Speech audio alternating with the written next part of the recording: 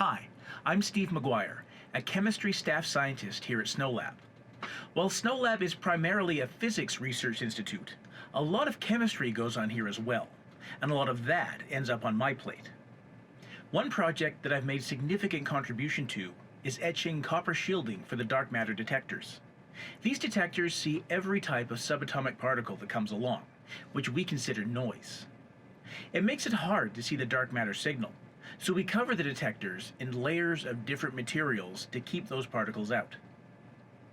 The lab is 2 kilometers underground to screen out most of that noise, but that's only the start.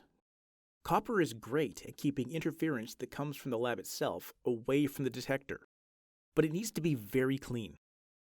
Any dirt or contamination on the surface of the copper can harbor very tiny amounts of radioactivity. Another problem is that the mine air has higher levels of radon gas than on surface, safe for us, annoying for the science.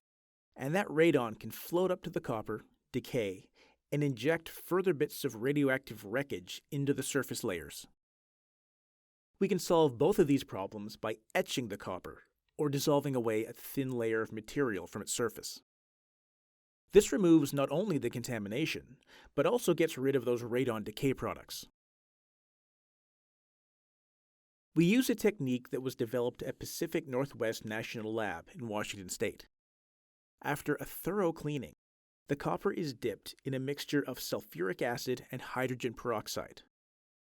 The peroxide we use is a stronger version of the stuff you put on cuts and scrapes. This mixture eats away any organic material the cleaning might have missed, and then starts chewing into the copper itself. The bubbles you see are oxygen gas given off as the peroxide does its job, and the blue color is dissolved copper moving into the water. The brown color is a layer of copper oxide that's formed as the copper comes off.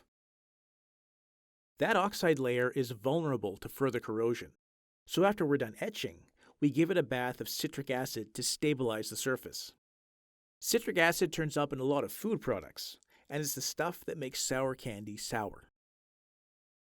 Normally, the copper pieces are much larger than those little bits. These slabs are pieces of shielding for a detector called SENSEI.